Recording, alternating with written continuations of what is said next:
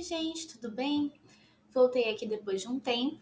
Final de semana passada a gente teve a prova da Univesp, que eu conversei com algumas pessoas sobre essa prova, então eu decidi trazer a correção agora, um pouquinho depois aí, né? Mas espero que ajude quem estiver interessado em entender melhor como que essa prova funciona. Bom, a Univesp, ela tem um total de 6 questões de biologia. Nesse caso, é da questão 45 à questão 50. E eu separei elas aqui para que a gente possa rapidinho dar uma olhada nessas questões. Então, a primeira questão aqui que a gente tem, a questão 45, ela mostra pra gente, né? O esquema ilustra determinado conceito X estudado na ecologia, responsável por caracterizar biologicamente e de forma bastante abrangente os seres vivos. E aqui a gente consegue ver, né, que o conceito X é uma mistura de disponibilidade de alimento, comportamento social, reprodução, predação sofrida. Então a gente percebe que o conceito X é como um animal vive, tanto para se alimentar, quanto o lugar que ele está, quanto os seus competidores, seu comportamento reprodutivo, enfim, a forma como um animal vive. Este lugar que ele ocupa em relação aos seus hábitos de vida, ao seu papel na natureza. E isso nada mais é do que nicho ecológico, letra D. Essa é a definição de nicho ecológico. Então aqui a gente tem uma questão que é bem direta, né? Não tem muito o que ser interpretado, não tem muito o que pensar aqui. O que a gente tem que saber é a definição de nicho ecológico, que é justamente o que está sendo ilustrado pelo conceito X. Letra D é a resposta dessa pergunta. Agora vamos dar uma olhadinha aqui na questão 46.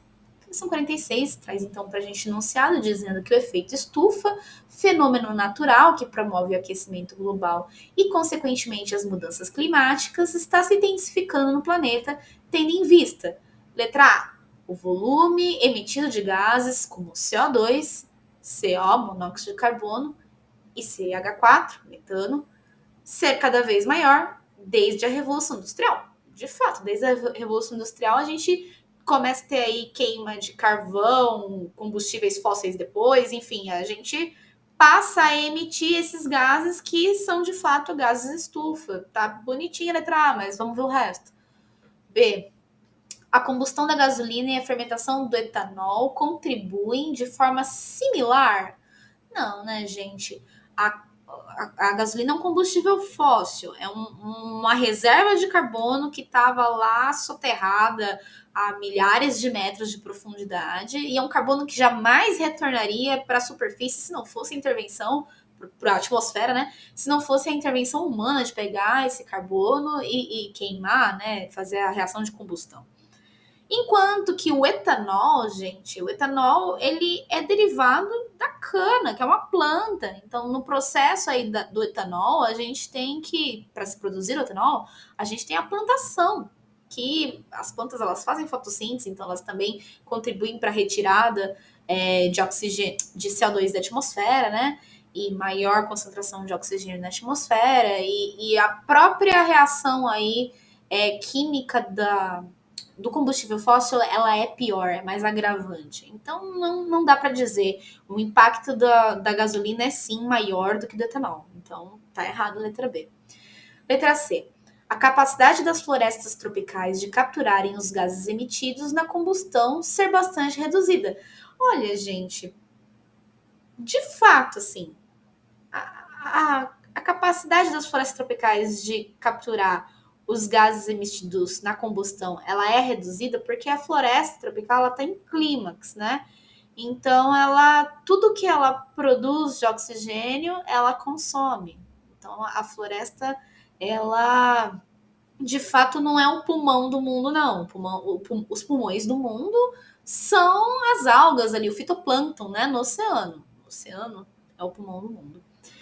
Então, assim, de fato, as florestas tropicais, elas têm uma capacidade reduzida de absorver os gases emitidos na combustão. Mas perceba que não é essa capacidade reduzida da floresta a causa do agravamento do efeito estufa.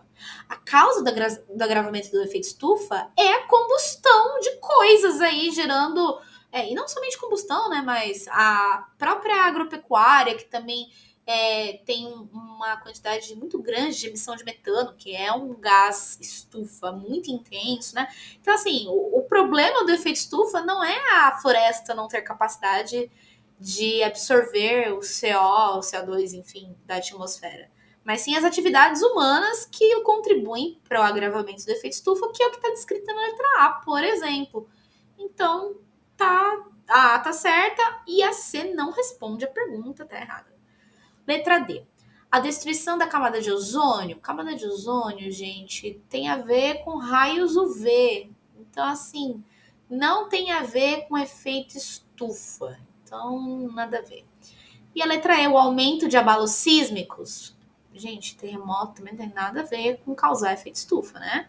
Então, letra A realmente é a que responde melhor aqui pra gente. A questão 46, uma questão bem básica de efeito estufa, mas que tinha ali que ter um certo cuidado com as alternativas, respeitando o comando da questão, né? O que a questão está perguntando.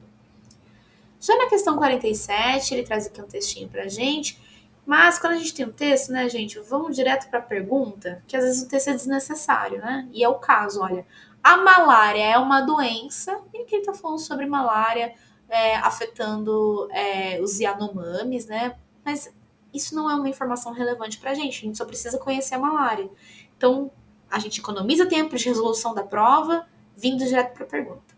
A malária é uma doença que, letra A, transmitida diretamente dos garimpeiros para os indígenas? Não, é através da picada do mosquito Anopheles. Não. Letra B, causada por um protozoário? Sim. Flagelado? Não. É um apicomplexo. Então, tá errado isso daqui. C, prevenida pelas campanhas nacionais de vacinação na Amazônia e no Cerrado? Também não, gente. Não tem campanha de vacinação contra a malária na Amazônia e no Cerrado, não. Aí, letra D. Relacionada aos distúrbios gastrointestinais, como disenteria, náuseas e vômitos. Gente, essa não é a principal característica da malária. É a febre terçã ou quartã, né?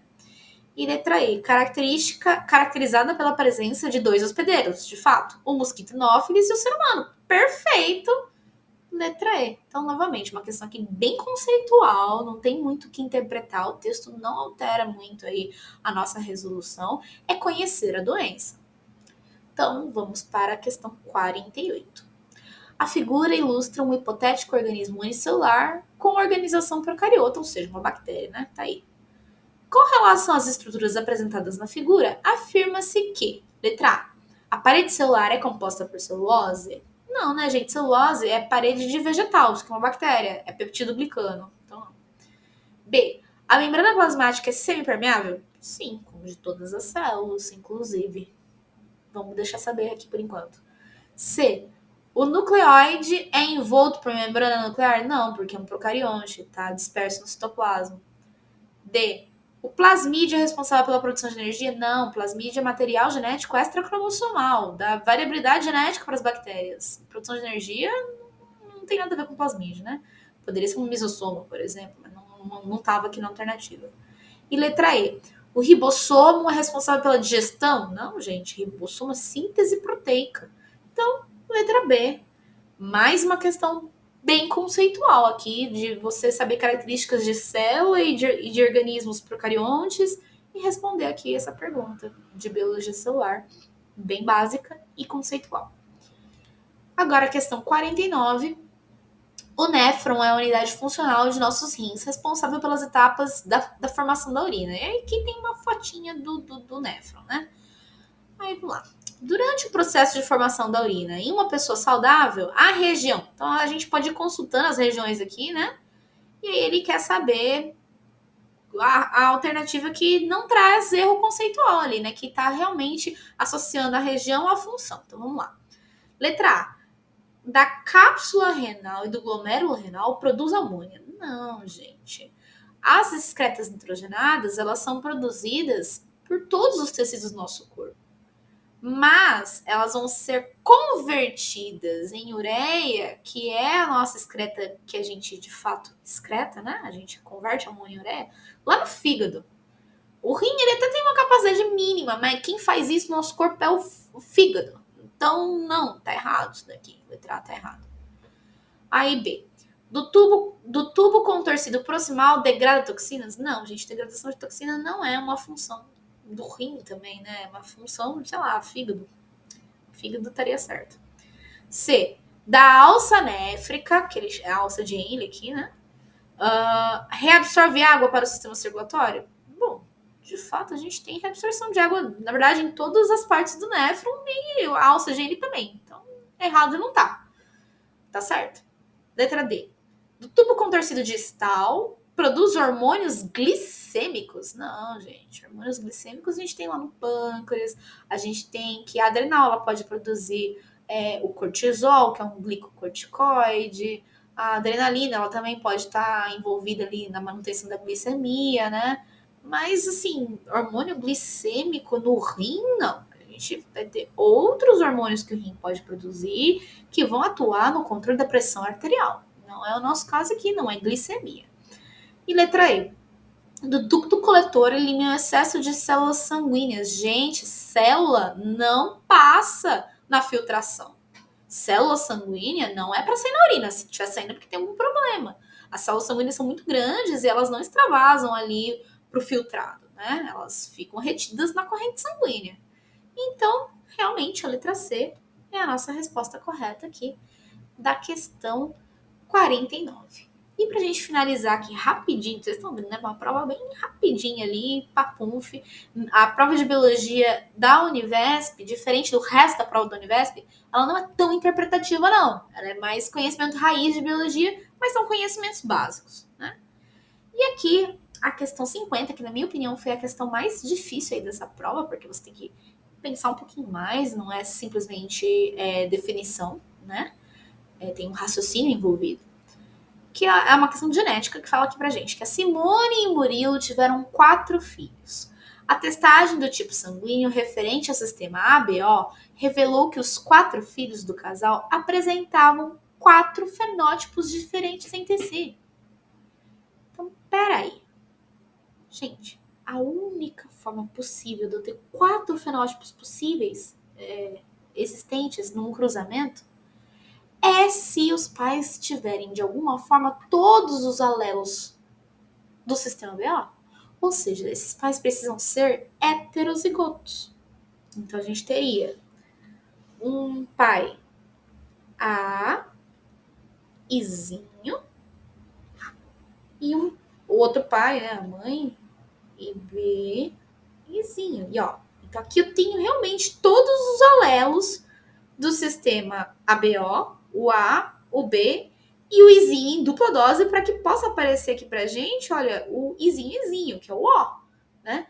Então eu posso ter, ó, IA e B, que é o AB, e Bzinho, que é B, e Aizinho, que é A, e Izinho, que é O. Então, realmente, esse é o único cenário possível. Então você tem que ter tanto o raciocínio de conseguir criar esse cruzamento, quanto a experiência com exercícios de genética, que provavelmente você já teria visto isso antes, né? Então, com isso daqui, a gente consegue resolver esse exercício, ó. Então, letra A, ó, com base apenas nessas informações, com relação ao sistema BO e da tipagem sanguínea, afirma-se que, letra A, Simone e Murilo apresentam genótipos homozigotos? Não, se eles forem homozigotos, a gente não vai conseguir ter 4 fenótipos diferentes nos filhos, né? Vai ter coisa repetida. Letra B. Os 4 filhos do casal apresentam genótipos homozigotos? Não, o único homozigoto que saiu aqui é o Izinho, né? O resto é tudo heterozigoto. Então, não. Então, A não e a B não. C. Os 4 filhos do casal apresentam genótipos heterozigotos? Bom, tem o Izinho que é homozigoto, né? Então, não. Letra D. Simone e Murilo apresentam o mesmo genótipo? Se eles tivessem o mesmo genótipo, aí as combinações seriam menores ainda. Não teria 4 possibilidades de fenótipos e genótipos na resposta aqui, né? Então, não. E letra E. Simone e Murilo apresentam genótipos heterozigotos. De fato, para a gente ter filhos diferentes dos pais, a gente precisa que os pais sejam heterozigotos. E quando os pais são heterozigotos, a gente permite aí uma maior variabilidade de combinações possíveis acontecendo na prole. Então, a gente tem que a letra E responde essa questão corretamente, uma questão que exige um raciocínio maior, em relação à genética, não é apenas conceitual, por isso eu considero uma questão um pouco mais difícil. Mas de forma geral, a gente percebe aqui que a prova da Univesp, ela é uma prova um pouco mais tranquila, né? Não pergunta muitos detalhes, assim, mas você tem que saber biologia, né? Uma prova aí que ou você sabe a matéria ou fica meio difícil aí de interpretar qual que seria a resposta, né? Bom, espero que tenha ajudado. Foi uma correção bem rapidinha aqui, bem simples, mas para quem tiver interesse nesse vestibular aí. E a gente se vê numa próxima. Até mais.